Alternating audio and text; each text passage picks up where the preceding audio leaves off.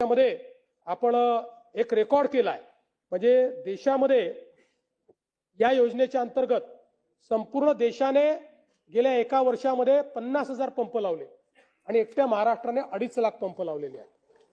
आता आपण या ठिकाणी मोठ्या प्रमाणात 10 लाख पंप लावण्याचा आपला प्रयत्न चालू आहे।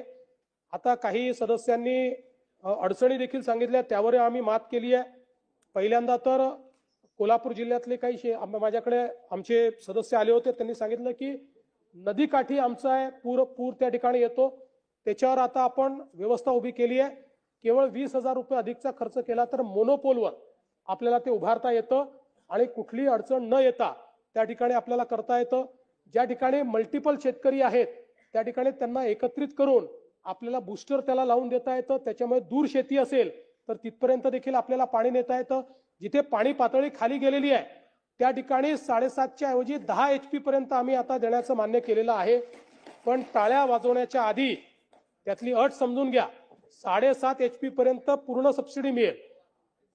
पुढच्या 2.5 HP ची सबसिडी याकरता मिळणार नाही की नियमाने 200 फुटाच्या खाली आपल्याला उपसा करता येत नाही, पण शेतकऱ्यांची अडचण पाहता आपण आता निर्णय गेला 10 HP पर्यंत देखील आपण देणार आहोत। त्यामुळे उरलेल्या 2.5 HP चे पैसे हे भरावे लागतील, कारण नाहीतर आपण अतिरिक्त पाणी उपसाला इन्सेंटिव्हाइज करतो अशा प्रकारचा त्याचा प्रयत्न असेल। त्यामुळे आता याही व्यतिरिक्त जर काही प्रश्न आले तर तेही प्रश्न आपण निश्चितपणे या ठिकाणी निकाली काढू।